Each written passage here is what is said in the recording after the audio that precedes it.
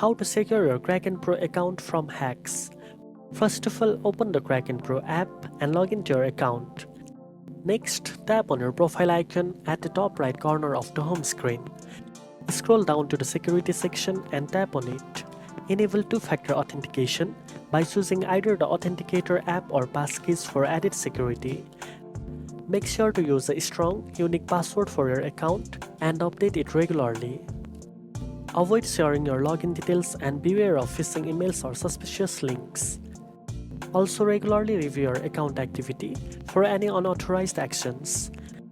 By following these steps, you significantly reduce the risks of your Kraken Pro account getting hacked.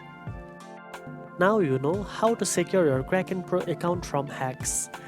If you found this video helpful, don't forget to like, share and subscribe for more trading and security tips. Thanks for watching and I'll see you in the next one.